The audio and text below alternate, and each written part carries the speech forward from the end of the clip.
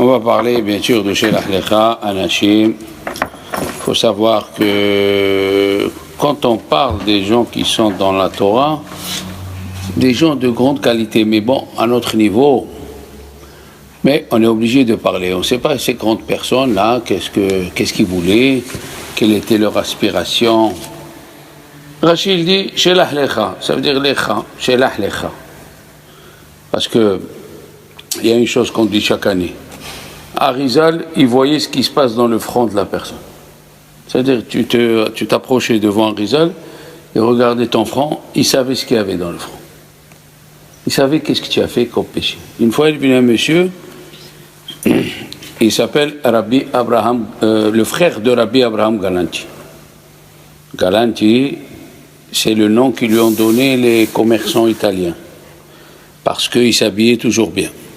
Ils ont dit, il est élégant. Alors, en italien, c'est Galanti, c'est Galanti. Alors, quand on le voyait, on disait Rabbi Abraham Galanti.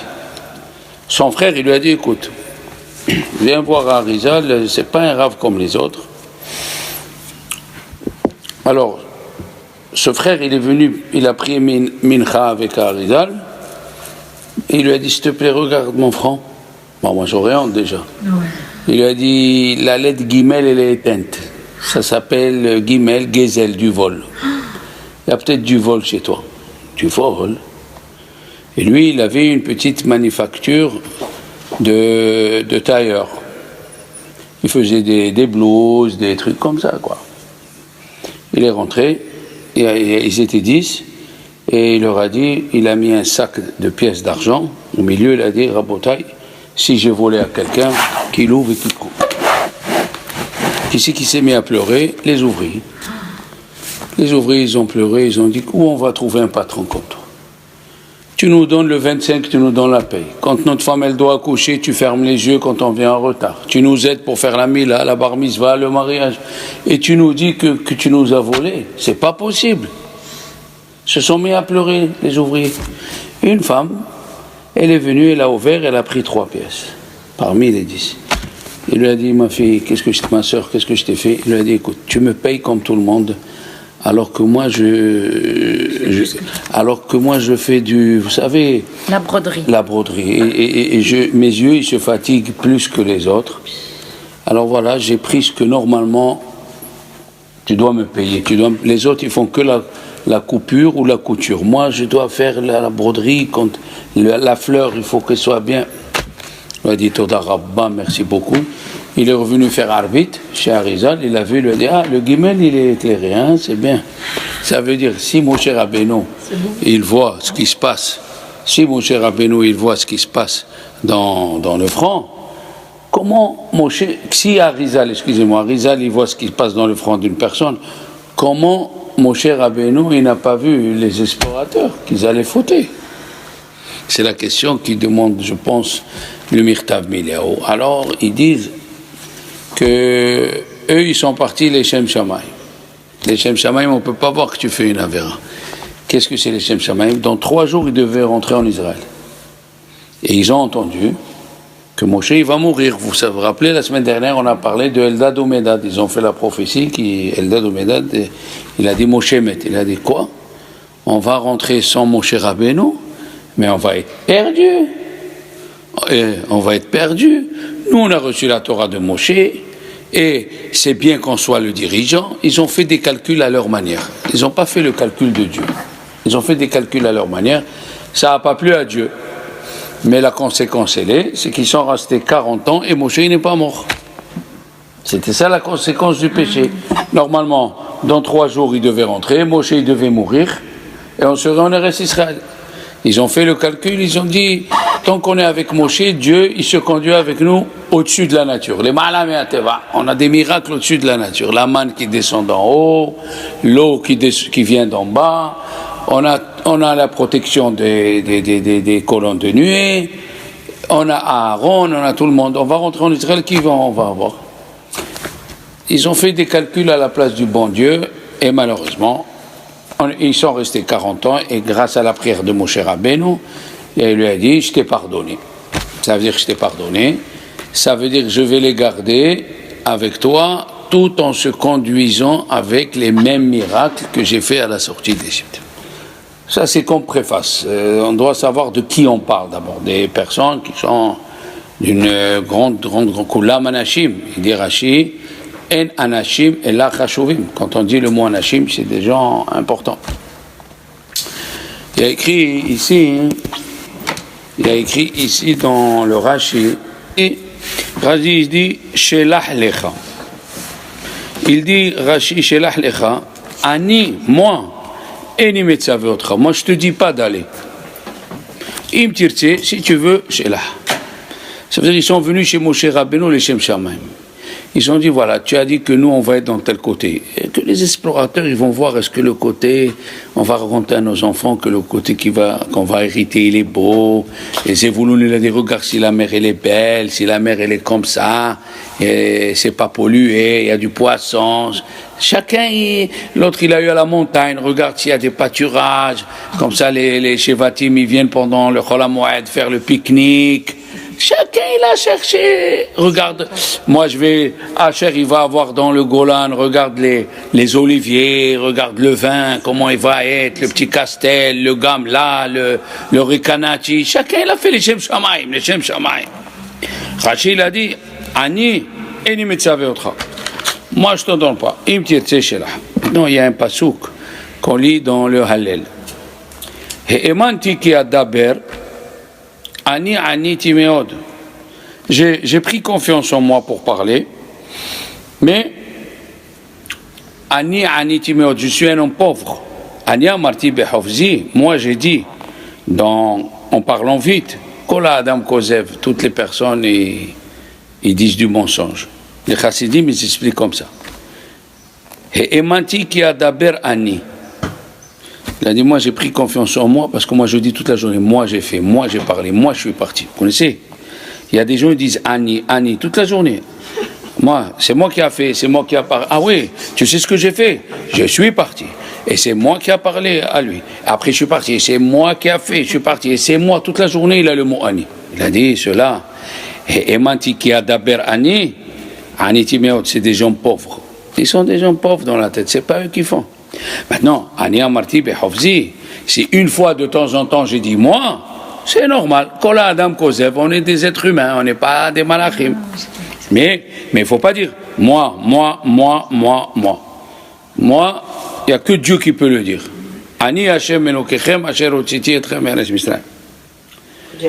Le Rambam, il dit, qu'est-ce qu'ils ont raconté? Qu'est-ce qu'ils ont raconté les explorateurs? Les explorateurs, ils cherchent à savoir quel péché ils ont fait. Ils ont raconté ce qu'ils ont vu. Un explorateur, un Meragel, il raconte ce qu'il a vu. Le péché qu'ils ont vu. Ils ont dit, mais Dieu ne pourra pas nous faire ça, rentrer là-bas. Qu'est-ce qui t'a dit de donner des conseils?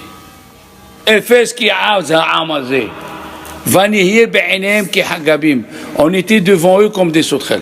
Que toi tu as vu des géants, ils disent on a vu des géants. Tu as le droit de le dire.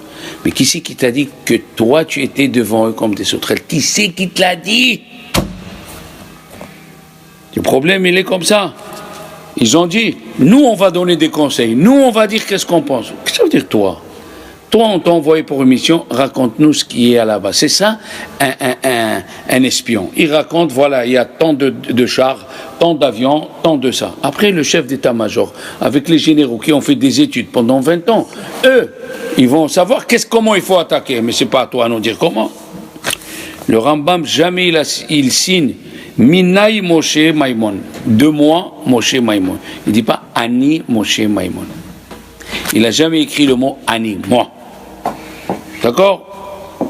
Vous savez ce que c'est un driver en anglais? C'est un chauffeur. Un chauffeur. Aux États-Unis ou en Angleterre, quand quelqu'un va pour ramasser de l'argent, disons moi si j'y vais, je connais personne. J'y vais, moi je connais personne. Je connais personne. Alors je prends un driver.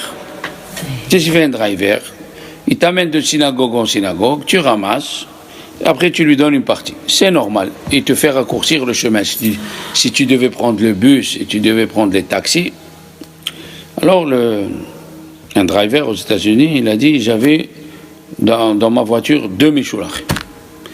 Le pauvre, ce qu'il lui disait l'autre, il était chutzpan. L'autre, il était un peu audacieux. Il lui dit, moi, je veux pas que tu rentres en même temps que moi, là, sinon. Je veux pas que tu rentres en même temps que moi. Laisse-moi, moi, je fais mon travail. Moi, je vais rentrer. Moi, je vais parler. Et l'autre, il lui a dit, ok, comme tu veux. L'autre, il était modeste, il disait, comme tu veux, il n'y a pas de problème. Et le taximan, il lui a dit, comment tu parles comme ça? Comment des juifs on peut parler comme ça à son frère qui ramasse lui aussi? Il veut mézaquer les gens, il veut faire de sorte que les gens ils font la mitzvah pour marier sa fille. Tu lui parles comme ça? Non, c'est comme ça, c'est comme ça. Il a dit, a priori, le deuxième, quand il passait après le premier, a priori, vous savez qu'aux États-Unis, dans les synagogues, en général, aux États-Unis, à Williamsburg, à Borough Park, ils te donnent $1. Parce qu'ils ont 10 qui passent par jour. Moi aussi, j'ai prié dans le Recho Keren Ayesod, là-bas dans une synagogue, il y a des avocats, il y a des... Tout le monde, il te donne $1. Il passe les Mishlochim, il donne $1. À chacun $1. C'est comme ça parce qu'ils ont 10, 15 qui passent dans le jour.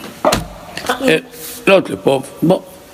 À la 5e synagogue, il dit le driver, le chauffeur. Il voit le deuxième qui est rentré, il sort, il est content. Waouh. Je dis, qu'est-ce qu'il y a? Il a dit, voilà, il m'a donné $1 800. Il a dit, je le connais, peut-être il s'est trompé. C'est pas la somme qu'il donne. Il donne $1 ou $2. 1800, peut-être il s'est trompé, mon frère. Il lui a dit, non, voilà ce qu'il m'a donné.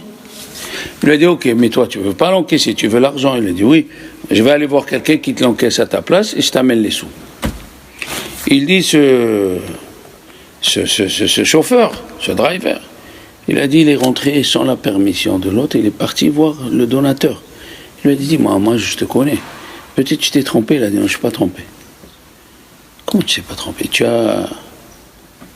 Il lui dit, mais il y a une chose que je n'arrive pas à comprendre. Ok, tu t'es pas trompé, mais ici, il y avait ici un Méchoulard qui est passé avant le deuxième. Il lui a dit, moi je ne l'ai pas vu le premier, j'étais aux toilettes. Quand je suis sorti, je l'ai vu le deuxième, et j'ai dit, si Dieu me fait une affaire ce matin, je donne ma affaire. J'ai gagné $18 000. J'ai donné 1800. Voilà. Le premier, il disait, allez, moi, faut pas venir avec moi. Le deuxième, faut enlever le mot moi de chez toi. Oui. Il a dit, qu'est-ce que tu veux? Rachid, il dit que Kalev et Yehuda, qui vient de Yehuda, et Yoshua, qu'est-ce qu'ils ont dit? Ils ont fait taire les gens. Ils ont dit, allons aller. On va monter, qu'est-ce qu'il dit Rachid? Même s'ils sont au ciel, on montera et on les fera descendre. Mais, une minute. Il dit, la Emouna, elle est. Le Rav Eshdat, Esh Kodesh, le Rav Esh Kodesh, lui, il était pendant l'occupation, pendant les camps de concentration. Il a fait des livres, il était dans les camps de concentration. Et il a fait le cours dans sa synagogue quand la ville elle était entourée de la Gestapo. Il a dit, quand elle vient la Emouna, c'est au moment où ton esprit, il ne peut plus réfléchir logiquement. Comme si je te dis maintenant, voilà, je te dis, Esther, si tu habites à Ron, il va rentrer une personne, elle va t'offrir un chèque de $10 000. Parce que tu as besoin. Non mais, quand c'est ça la Emouna. La Emouna de Kalev et Yehuda, ils l'ont eu. C'est pour nous dire que même, comme on l'a dit la semaine dernière, si vous vous rappelez, c'est quand c'est noir, c'est là où elle commence la Emouna. Quand c'est noir, même si elle est dans le ciel. Eh oui. Il a dit, avec quoi on voit, il dit le Midrash, la semaine dernière, on a dit, on a 4 couleurs dans les yeux. Et par quelle couleur on voit? Par le noir, la pupille. Quand dans le noir, c'est là où tu vois Dieu. Il a dit, le roi David, qui est chef Bahosher, si je suis assis dans l'obscurité, Hachem Orli. Hachem, il me voit. Pourquoi on met la main sur les yeux au moment du Shema? Parce que quand tu vois rien, c'est là où il y a Dieu. Shema Israël, Hachem Keno, Hachem Echad. Il a dit, le Hatam Sofer, c'est Yaakov Avinu, quand il est sorti, il a dit, Shira Ma'alot, mais Aïn Yavo Ezri. Comme il a dit, il a eu la question. D'avoir une question, c'est tout à fait légitime. Mais d'où il va venir mon aide? Qu'est-ce qu'il a dit? Comme Dieu il a fait le ciel, il a fait la terre, n'aie pas peur, moi aussi je suis là. Oui.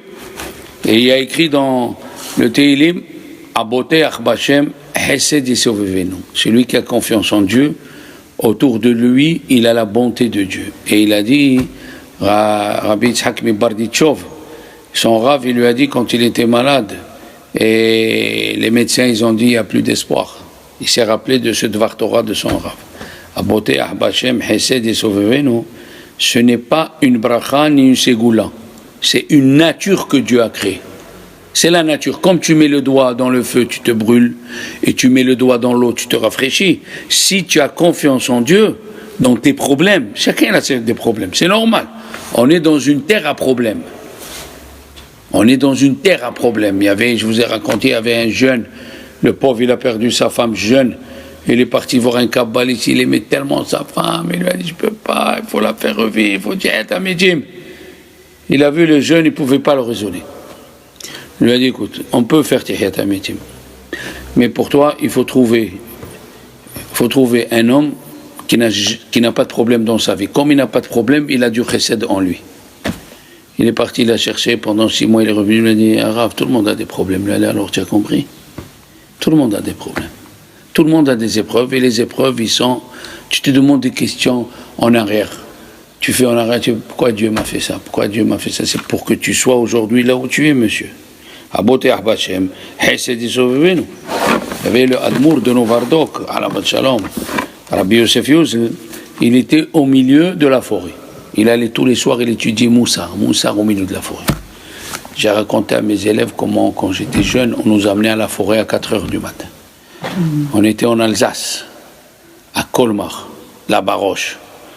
Et à 4h du matin, on nous réveillait, on allait avec des bougies, on était assis, il faisait froid, on avait le blouson, j'avais 17 ans, 16 ans, 17 ans, et le Rav nous faisait chanter des chansons de Emouna dans le noir complet. Si tu n'avais pas le guide, tu restes dans cette forêt, tu es mort dans cette forêt. Alors, le Rav de Novardok, qui était en 1860, 1870, lui, il rentrait dans la forêt, il avait peur de personne. Il étudiait. Au milieu de la nuit, la bougie, elle est arrivée au fond, un 7. Et il a dit, Baruch HaGeber Hashem. Heureux l'homme qui a confiance en Dieu. Il n'a pas 2 minutes, n'est pas fini. Quelqu'un tape dans la porte, il ouvre, il lui a dit, vous n'avez pas besoin d'une bougie? Il a dit oui, il lui a donné la bougie, il est parti. Et lui, chaque année, il gardait une petite bougie. Il gardait cette bougie pour la montrer aux gens. Que Hachem ne t'abandonne pas. Une fois, il y a eu le feu, même la bougie, elle a brûlé dans la cabane. Il a dit, c'est Dieu qui m'envoie un message. C'est pas nécessaire de garder une preuve que Dieu ici est avec toi. Tu gardes la bougie comme quoi c'est exceptionnel. Non, c'est pas exceptionnel. Dieu est là avec toi. Attends. Voilà. Il a dit, c'est écrit dans la Gemara de Ta'anit, Kaftet, qu'ils ont pleuré à Tisha B'Av. Les Meragilim et les Juifs, ils ont pleuré. Et Dieu, il leur a dit, Atem bechitem bechia shel chinam. Vous avez pleuré un pleur pour rien. Ani kovea lachem bechia ledorot. Moi, je vais fixer que vous allez pleurer toutes les générations. Ça veut dire quand tu as tout ce qu'il faut. Tu te plains pas. Tu as tout ce qu'il faut. Et tu commences à respecter. C'est pas normal. Moi, j'ai dit, c'est ce qui est arrivé aux gens qui ont demandé dans la paracha de Béalotra. Ils ont dit Nitna Roche, qu'on retourne en Égypte. Après tout matin Torah, après les 10 plaies, après la traversée, et vous savez qu'est-ce qui se passe? Qu'est-ce qui se passe? Pourquoi Dieu il s'énerve? On va le voir tout à l'heure. On va le voir, rien que si on a le temps de développer. Alors il a dit, si quelqu'un il a pleuré pour rien, il a pleuré pour rien, regardez la punition. Il dit le Imre Emet, Kol Sheken a plus forte raison si quelqu'un il pleure de bonheur pour remercier Dieu. Que cette joie que Dieu lui a donnée, elle va se multiplier pas pendant 40 ans, 80 ans. Eh oui. Les gens, qu'est-ce qu'ils disent? Voilà, on va parler de ça. Une fois, je suis parti chez un juif, un donateur. Alors il m'a dit, Rav Shalom, c'est un peu difficile, excuse-moi. On a un peu de familiarité, on peut parler un petit peu. Il me dit oui. Je dis, quelle difficulté tu as? Au lieu de gagner 30 000, tu as gagné 10 000 ce mois ou tu manges ton capital? Il a dit non, Rav Shalom, je ne mange pas mon capital. Mais au lieu de 30 000, j'ai gagné 10 000. Et ça s'appelle que tu n'as pas gagné, tu rouspètes. C'est comme ça que tu rouspètes. Tu as gagné 10 000 et tu rouspètes. Qu'est-ce qu'il doit faire Dieu pour pas que tu rouspètes? Il m'a dit, tu as raison, il m'a fait un chèque. Il ne faut pas rouspéter quand tu n'es pas au moins en banque, quand on n'est pas venu te chercher chez toi, quand tu sors de la maison, tu ne trouves pas une croix gammée comme le Rav Klapish, Chalit. Hein. Tu n'as pas tout ça. Pourquoi tu rouspètes? Et le problème, il est là. Les Chachamim, il dit, pourquoi ils ont pleuré? Ils ont dit, comment Dieu va nous sauver? Écoutez bien, le Sifte Tzadikim, un Admour, il dit extraordinaire, il dit à Moshe Rabbeinu, comment Dieu va nous sauver? On a fait le Hegel, on s'est plaint qu'on veut de la viande, les gens qui sont dedans, c'est des géants, et quand même Dieu, il va nous sauver.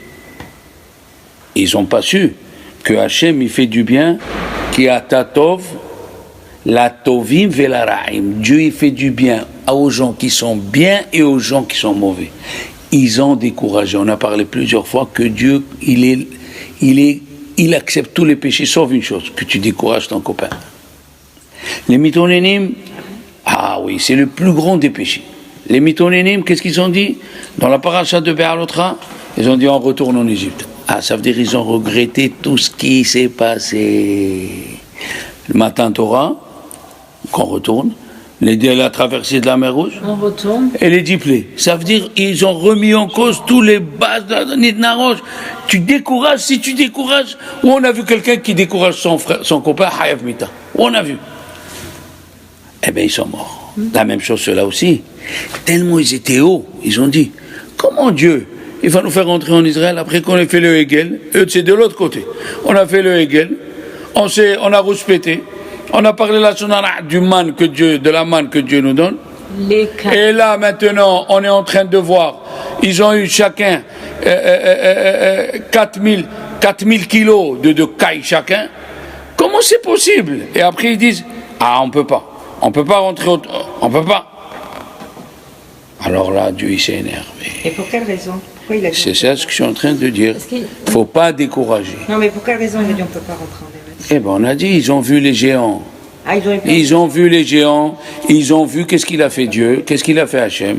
Il a fait de sorte que quand eux, ils sont rentrés, chacun, il a tué Job. Job, c'était le tzaddik de tout Israël. Et les goïms, à l'époque, ils gardaient leurs morts conservés, et quand il mourait quelqu'un de grand, il l'enterrait en même temps que lui. Alors quand il est mort, Job, ils ont sorti tous les morts qu'ils avaient en conserve pour l'enterrer au moment où Job il est mort. Qu'est-ce qu'ils ont dit les explorateurs? Eretz, Ochelet, Yoshvea. C'est une terre qui tue ses habitants. Le Hen Yaakov, dans la Gemara de Sanhedrin Tzadik Tet, c'est écrit Gedola De'a Shenitena ben shte shemot. On dit dans le Teilim El De'ot Hashem. De'a, c'est l'intelligence. Il y a le mot El avant et il y a le mot Hashem après. Ça veut dire El, c'est la Midat Adin, un peu. Pourquoi? Parce que c'est le diminutif de Elohim. Elo, hein? Alors si toi tu vois que tu as la rigueur sur toi, mais De'ot, il dit le Admour, si tu te mets dans la tête qu'il y a Dieu, elle se renverse en Midat Arahamim. El De'ot Hashem. Et c'est pour ça que c'est écrit Kol Mishe En Bodea Asur Le Rahem Alav. Tout celui qui n'a pas l'intelligence, exactement, il s'est péché d'avoir pitié de lui, alors qu'on sait qu'il peut se raisonner comme les Meragelim. Les Meragelim, ils sont rentrés dans une tente pour dormir. Le matin, quand ils se lèvent, qu'est-ce qu'ils voient? C'était l'épluchure d'une demi-grenade. La tente, c'est la peau d'une épluchure d'une demi-grenade. Quand ils ont vu que la fille du géant, elle disait, papa, il y a des fourmis. Et c'était eux. Mais vous, je vous ai envoyé. Vous, je vous ai envoyé. Parce que vous avez vu ce que j'ai fait. Donc vous ne devez pas juger avec ce que vous voyez et avec ce que vous entendez. C'est ce qu'il a dit le Bnei Issachar. Le Bnei Issachar, il a dit, le mois, on va rentrer dans le mois de Tammuz et le mois de Av. Et le mois de Tammuz et le mois de Av, un il est par rapport à Réhouven et un il est par rapport à Shimon. Ça veut dire, fais attention, de ce que tu regardes, il est faux, et de ce que tu entends, c'est faux. Pendant le mois de Réhouven et Shimon, fais gaffe. Tout ce que tu vois, tout ce que tu entends, ne tombe pas dans le panneau.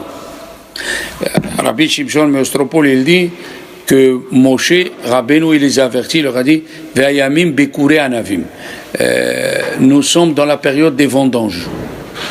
Qu'est-ce que tu es en train de dire, bekurei anavim? Bekurei anavim, il dit le Rav Shimshon Meostropoli, bekurei anavim. Bechor, c'est le premier-né. Oui, Bechor. C'est pour ça qu'on dit bikurim, c'est les premiers fruits, c'est les Bechor. Suivez. Alors si on prend le mot anavim, les lettres qui sont avant chaque lettre, par exemple si tu prends le aïn, la lettre qui est avant c'est le samer. Nun, oui, la lettre qui est avant c'est mem. Bet, la lettre qui est avant c'est aleph. Mem, la lettre qui est avant, mem, c'est lamed. C'est le nom du malach samer mem. Il a dit attention, le mois de Tammuz. D'ailleurs, dans le prophète Hiskiel, c'est écrit que Tammuz, le mot Tammuz, c'est le nom d'une avoda zara. On faisait chauffer du plomb, et le plomb, il fondait par ses yeux et il pleurait. C'est écrit comme ça dans le prophète Hiskiel. C'est le mois où il faut faire très attention à ce que tu vois, à ce que tu entends. Tammuz et Av, c'est le mois qui appartiennent à la Touma. Et c'est pour ça il a dit Vehit chazaktem.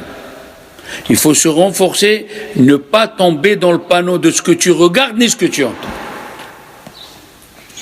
Il y avait le mois de Tammuz et le mois de Av, les 2 mois d'été, où la vue et le l'ouïe, ils sont le plus développés. Tout le monde veut aller à la plage, à la piscine, ils veulent s'asseoir et parler. C'est les pièges avant, attention, avant Elul. La Torah nous avertit, fais attention dans ces 2 mois-là.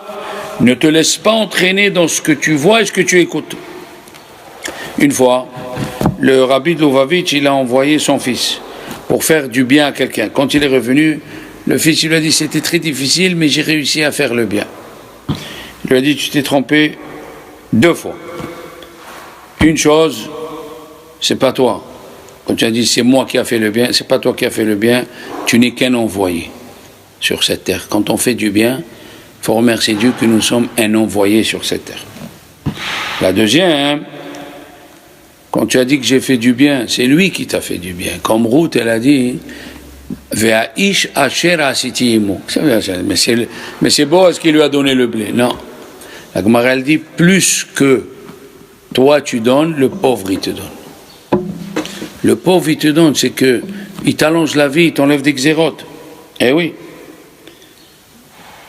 Et la question, elle est, comment Yehoshua, il a envoyé des explorateurs alors que Moshe, il a envoyé des explorateurs, ça a mal tourné.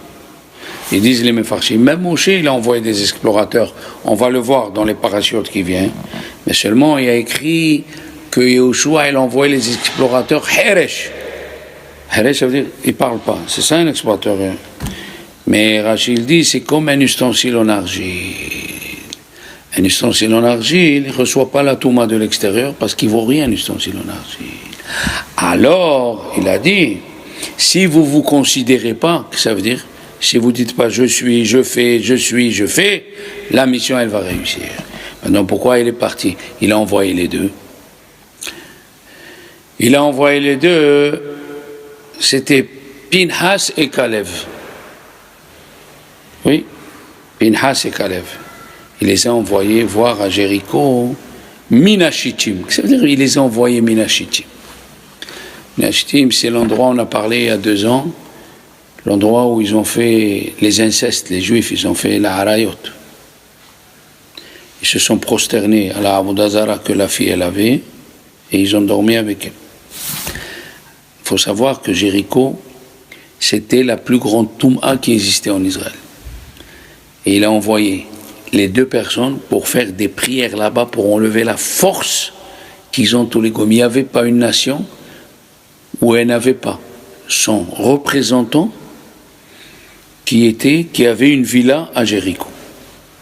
Les 70 nations, chaque nation, elle avait une villa avec l'ambassadeur à Jéricho. Ah, c'était les nations. Et il n'y a pas, dans les 70 nations, tous les 70 nations ont dormi avec Rahav. La Touma, elle était tellement grande, il fallait envoyer 2 grands tzadikim comme Pinhas et Caleb. Pourquoi? Parce qu'ils ne se considéraient rien du tout. Quand tu te considères rien, combien ça fait le nom du malach? Sa mère même, 6 et 4, 10. 100. Sa mère même, Lamed Alev, 31. 131. Il dit le Chida, hein, le psaume 131 de David Ameler, qu'est-ce qu'il dit? Lo gava libi velo ramu enaï.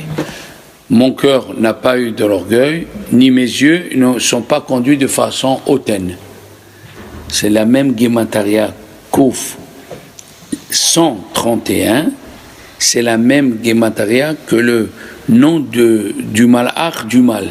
Si tu te considères rien, le malach du mal, il ne peut pas t'attaquer. C'est pas bon de se sous-estimer aussi. Pardon? De se sous-estimer, c'est pas bon non plus. Je n'ai pas dit qu'il faut se sous-estimer. Mais quand tu fais quelque chose, il dit le Chovot al-Vavot, Ve'aita ha'ga'ava ba'ma'asim ha'tovim lelogim, maseget ba'alehem yoter mehera mikol ha'pga'im ha'masigim otam. Il dit le Chovot al-Vavot, quand tu fais quelque chose et tu fais que parler de ce que tu viens de faire, eh bien, tu tombes dans l'orgueil. J'ai fait. Et après, elle t'appelle ta cousine, tu sais ce que j'ai fait aujourd'hui? J'ai donné un chèque à un pauvre, j'ai donné et ton mari, tu dis, alors ça va, ouais, aujourd'hui j'ai fait. Si tu dis toute la journée, j'ai fait, tu te surestimes. Et ça, c'est pas bien. Mais si tu t'estimes comme tu es, je remercie Dieu que j'ai été un envoyé pour une bonne action, ça oui. Je remercie Dieu d'avoir le mérite d'être un chaliard d'une bonne action, ça oui. Mais quand tu dis j'ai fait, il a dit, le Khatam Sofer, il y a eu ceux qui sont montés malgré que Dieu leur a dit non. Le lendemain, ils sont montés, ils ont dit à Dieu, ils ont dit à Moshe, on a pleuré, on a mal fait. Moshe leur a dit, c'est pas bien ce que vous faites. Et qu'est-ce que dit la Gemara? Enfin, la Torah. La Torah nous dit, ils sont montés, ils sont sortis le Kenaani, il les a massacrés. Il dit le Khatam Sofer quelque chose d'extraordinaire. D'extraordinaire. Il a dit, dans la Gemara de Shabbat, la page 76, il y a écrit dans la paracha de la semaine, il est sorti le Mekoshesh.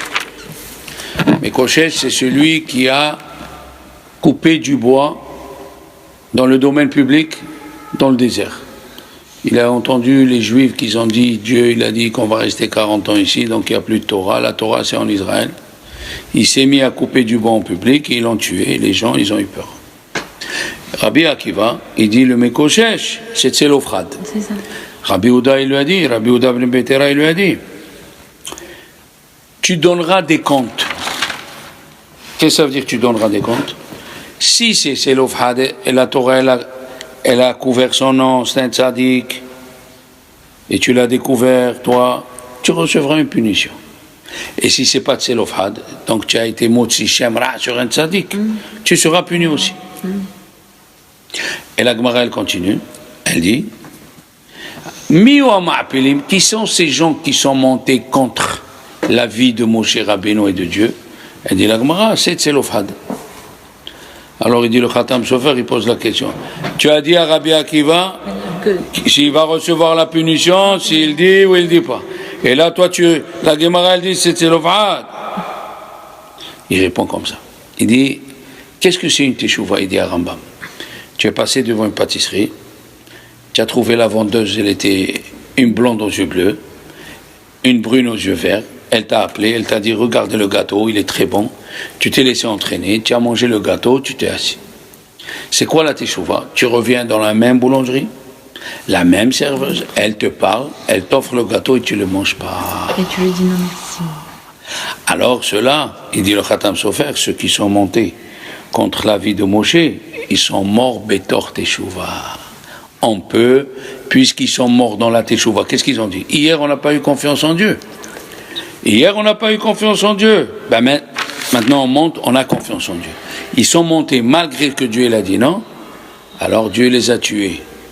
Mais il les a tués en faisant Teshuva. C'est pour ça que la Gemara ne dit pas dans les Ma'apilim, ah, tu as découvert, non, parce qu'il est mort. Et vous le savez que la Gemara elle raconte qu'il y avait un chassid, il est passé devant son champ et il y avait un espace libre et il a dit, il s'est cassé la barrière, il a dit demain je vais l'arranger.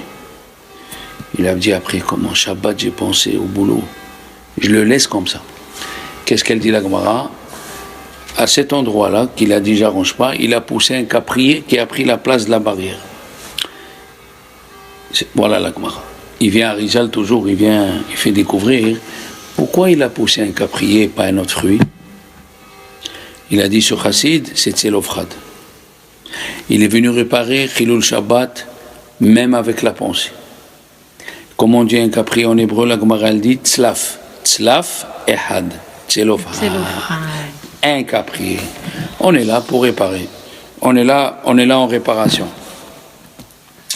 D'ailleurs, j'ai écouté une histoire qui est arrivée en Israël. Je vais essayer de la raccourcir. Un monsieur s'appelle Rabbi Reiner. Il est de la Chevra Kadisha, Jérusalem des Chassidim.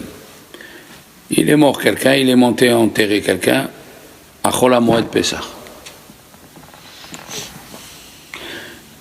Quand il est monté enterrer, il y avait de la boue.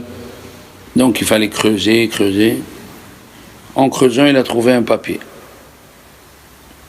Un papier. Il a dit, qu'est-ce qu'il fait un papier ici? Mistama, c'est quelque chose. Un papier de Kiddusha, il l'a mis dans sa poche. Il est sorti, il est revenu à la maison, bon, il a enterré. La femme, après Pessah, elle prend son vêtement comme toutes les femmes juives, fouille les poches. Et des fois, il y a des billets. C'est pour ça qu'en Israël, ils ont fait les 20 shekels en plastique. Pour que même quand ça passe dans la machine, ça s'escanne. Elle trouve le papier. Qu'est-ce qu'il y a dans le papier? Elle voit, c'est un marbrier. Quelqu'un qui fait les tombes. Il dit, lui, il répare les tombes, il répare. Et il y avait 2 tombes. Une tombe avant qu'il répare. Et une tombe après qu'il répare. Elle a montré à son mari. Il dit, je ne sais pas pourquoi ça m'a pris de lire. Il dit, Helka Tova Shahor. Elle est morte le 27 Sivan. Il dort. Après, il se lève le matin et dit, pourquoi j'ai vu cette feuille? Je vais demander. Il y a l'adresse du marbre. Le marbrier. Il a appelé le marbrier, il lui a dit, c'est à toi cette feuille? Il lui a dit, oui, tu l'as trouvée. Il lui a dit, Harazitim. Il lui a dit, cette feuille, elle a 15 ans. Il lui a dit, elle a 15 ans? Oui. Il lui a dit, tu connais la dame?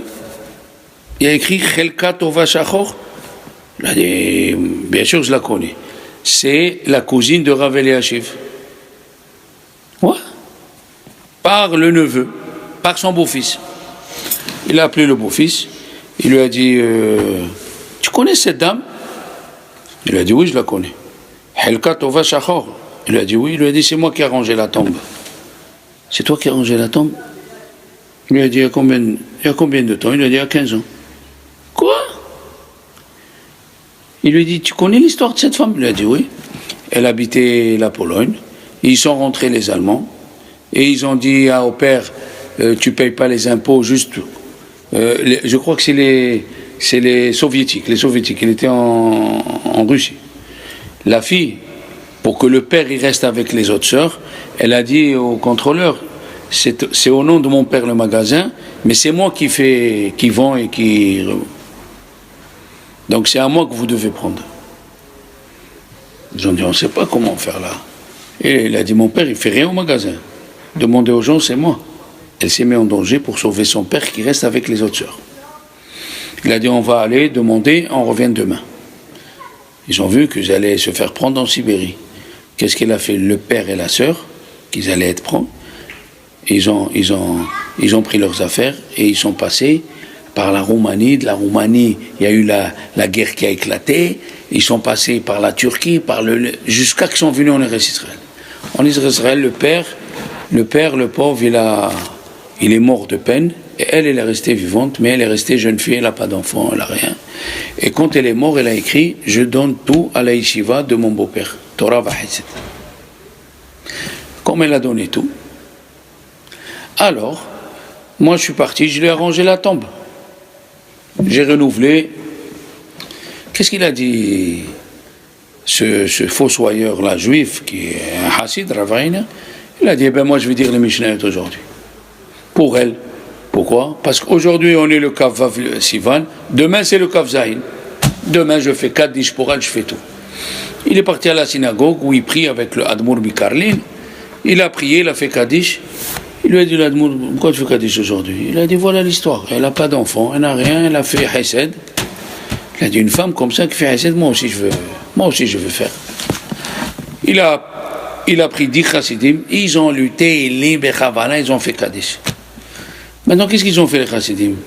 Ils ont dit, elle n'a pas d'enfant. Chacun dans le WhatsApp, il a envoyé à sa belle-fille, à son beau-fils, à ça. Jusqu'à que tout Israël était au courant qui c'est cette femme. Un vieux, il appelle le Rav Reiner. Il a dit, moi je connais cette dame. Tu connais cette dame personnellement? Oui.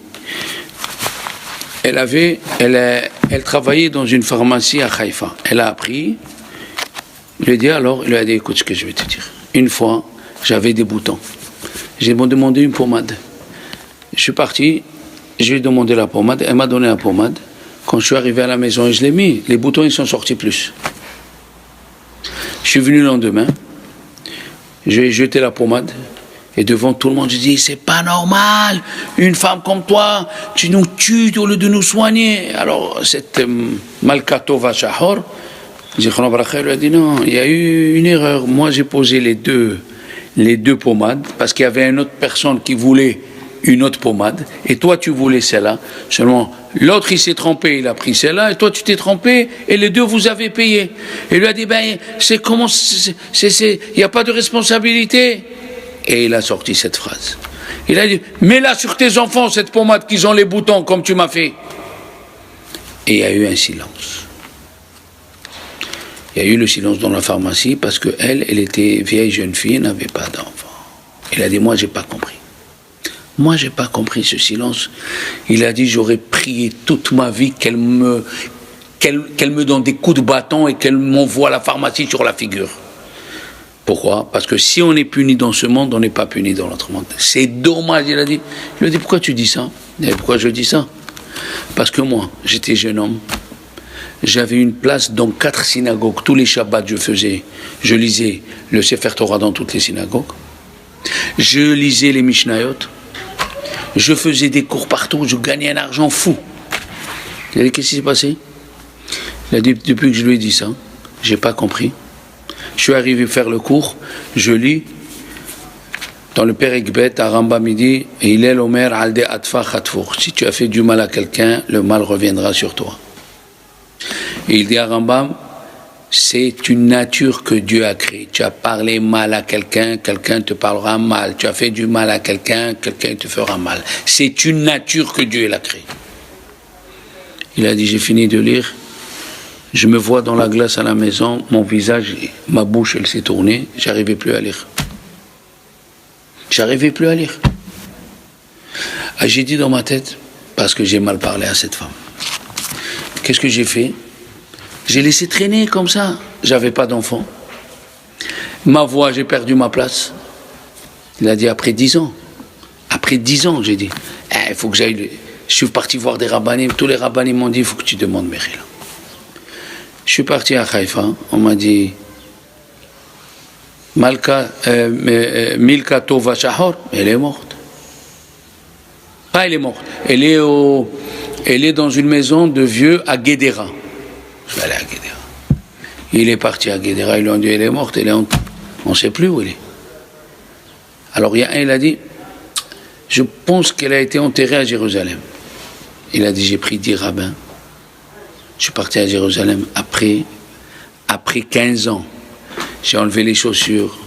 J'ai demandé Mechila. Et après que j'ai demandé Mechila, je suis parti prier à côté. Il y avait Mincha. J'ai dit, je vais faire Mincha Le'elo Nishmata. Il a dit, j'ai jamais fait un Mincha, ça fait 15 ans comme ça. Ma voix, elle est revenue. Ma voix, j'ai commencé.